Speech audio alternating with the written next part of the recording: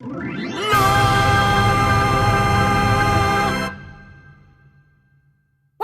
two, three, four. La la la la la la. La la la la la la.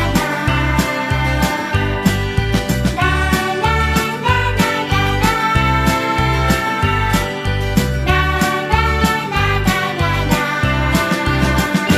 I eat fruit. I eat fruit. Every single day. I eat fruit. I eat fruit. Every single day. Assalamualaikum warahmatullahi wabarakatuh. Good morning Soli Soliha. How are you today? Hopefully you are safe and sound.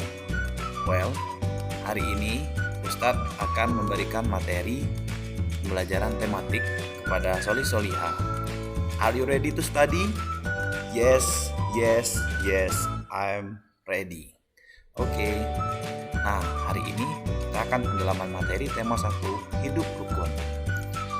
Nah, baik, sebelum kita belajar, kita akan merojaah hadis keutamaan belajar Al-Qur'an. Ikuti bersama Ustadz ya. Khairukum man ta'allamal Qur'ana wa 'allamah. Kita baca sekali lagi. Khairukum man ta'allamal Qur'ana wa 'allamah. Artinya, sebaik-baik kalian adalah yang belajar Al-Qur'an dan mengajarkannya. Hadis riwayat Bukhari. Nah, selanjutnya adalah doa bercermin. Kita baca bersama. Bismillahirrahmanirrahim. Alhamdulillahi kama hassanta khulqi wa hassin khuluqi. Nah, untuk pembelajaran pertama tentang muatan matematika, membandingkan dua bilangan ratusan. Nah, berikut cara membandingkan bilangan ratusan. Pertama, bandingkan ratusannya terlebih dahulu. Yang kedua, jika ratusannya sama, bandingkan puluhan. Dan yang ketiga, jika puluhan juga sama, bandingkan satuan. Nah, untuk lebih mendetailnya, kita akan coba melihat gambar berikut. Nah, contoh. Coba Ananda Soli Soliha membandingkan dua bilangan yang ada di depan. Manakah bilangan yang lebih besar dan manakah bilangan yang lebih kecil? Ini ada 137 dan 173. Kita coba ya. Nah, membandingkan bilangan menggunakan simbol. Perbandingan dua bilangan dapat ditulis menggunakan simbol juga. Kalau lebih kecil dari atau kurang dari, ditulis seperti ini. Nah, kalau lebih besar dari atau lebih dari, ditulis seperti ini. Contoh. Nah, 356 sama dengan 300 ditambah 50 dan ditambah 6. Kalau yang 365 sama dengan 300 plus 60 ditambah 5. Nah, kalau yang 300 ini merupakan angka ratusan yang sama. Dan yang kedua, untuk membedakannya dilihat dari mana? Lihat angka yang kedua. 50 dan 60 merupakan angka puluhan yang berbeda. 50 kurang dari 60. Maka nilai bilangan 356 lebih kecil dari 365. Nah, untuk memberikan simbolnya seperti ini. Jadi perbandingan bilangan dapat ditulis 356 kurang dari 365. Ya. Nah, untuk mengurutkan bilangan, kamu dapat mengurutkan bilangan dengan memperhatikan angka penyusunannya. Perhatikan contoh berikut. Urutkan bilangan 434, 461, dan 353. Nah, di sini Ananda Soli Soliha bisa mulai mencatat ya di buku latihannya, buku latihan matematika. Kita akan mulai mengurutkan mana bilangan dari yang terkecil hingga yang terbesar. Nah, coba urutkan bilangan 434, 461, dan 353 mulai dari yang terbesar. Urutkan angka pada nilai tempat yang sama. Urutkan mulai dari angka ratusan, puluhan, lalu satuan dengan bantuan ayah bundanya. Nah, contoh. Ini 434. Ratusannya 4, puluhannya 3, dan satuannya 4. Sedangkan yang 461, ratusannya 4, puluhannya 6, satuannya 1. Bilangan 353, ratusannya 3, puluhannya 5, dan satuannya 3. Angka terbesar, kita lihat, ini yang terbesarnya 4, kalau yang puluhannya ada 6, dan satuannya adalah 4. Nah, jadi urutkanlah angka ratusan yaitu 443 seperti ini. Sedangkan nilai ratusan pada bilangan 434 dan 461 sama. Bandingkan angka puluhannya yaitu 3 dan 6. Ini ya, 3 dan 6. Sedangkan angka 6 lebih besar dari 3, maka 461 lebih besar dari 434. Seperti itu. Nah, ini adalah urutan bilangan mulai dari yang terbesar 461, 434, 353.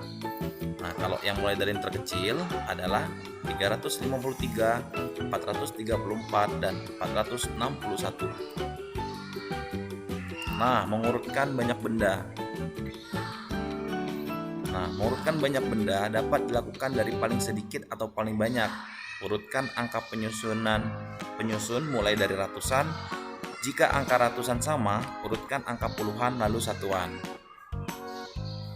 Nah, untuk sekarang kita akan masuk ke muatan pembelajaran PPKN. Menyebutkan pengalaman sila pertama di rumah. Sila pertama Pancasila berhubungan dengan sikap kita sebagai umat beragama. Pengamalannya sila pertama seperti apa kalau di lingkungan rumah?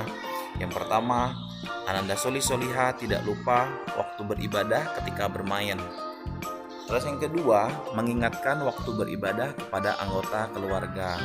Jadi kalau kita lagi asik bermain ketika udah waktu sholat zuhur, asar, maghrib, isya, subuh, kita harus selalu mengingatkan orang-orang yang ada di sekitar kita untuk melaksanakan ibadah sholat.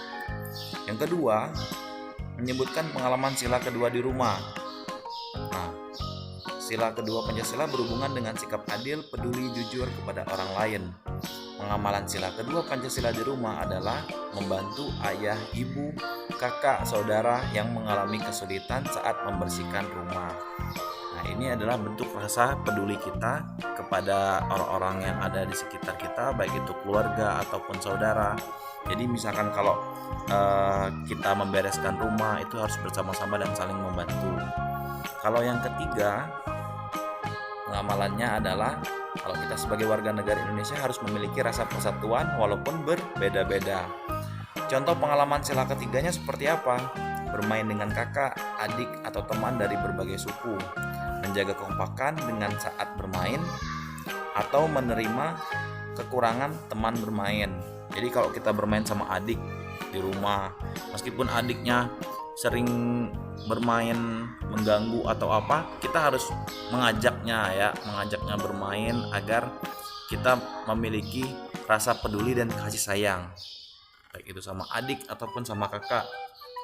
Harus saling berbagi, karena apa yang kita lakukan insya Allah akan mendapatkan pahala yang akan diberikan oleh Allah Subhanahu wa Ta'ala. Yang keempat, pengamalannya adalah mengajarkan kita jika setiap permasalahan sebaiknya diselesaikan dengan musyawarah. Ketika bermusyawarah, setiap orang berhak memberikan pendapatnya. Namun jika pendapat belum disetujui, kita harus menerimanya dengan lapang dada. Nah, kalau seandainya kita lagi bermusyawarah di rumah, ketika orang tua menyampaikan hal-hal atau memberikan nasihat, kita harus mendengarkannya dengan baik dan sesama, agar apa yang diberikan kepada orang tua insya Allah akan menjadi manfaat buat diri kita di kemudian hari. Nah, untuk pengamalan sila kelima Pancasila di rumah adalah menunjukkan bahwa setiap orang harus diperlakukan secara adil. Nah, contohnya adalah berbagi makanan secara adil merupakan penerapan sila kelima Pancasila. Nah, itu mungkin materi-materi yang Ustadz akan berikan pada hari ini. Semoga Ananda Solih-Solihah bisa menuliskan contoh-contoh pengamalan sila baik yang pertama sampai yang kelima di lingkungan rumah. Di buku tulis boleh menuliskan apa-apa saja pengamalannya yang bisa dilakukan di rumah, dibantu oleh kedua orang tuanya. Dan sekaligus nanti untuk materi muatan matematika, Ananda Solih membuatkan angka-angka membandingkan urutan ratusan dari yang terkecil hingga yang terbesar, sekaligus membandingkan menggunakan simbol lebih dari atau kurang dari. Baik, sebelum Ustadz tutup materi pembelajaran ini, kita sama-sama membacakan doa kafaratul majelis. Subhanakallahumma wa bihamdika asyhadu an la ilaha illa anta astaghfiruka wa atubu ilaik. Ya. Assalamualaikum warahmatullahi wabarakatuh.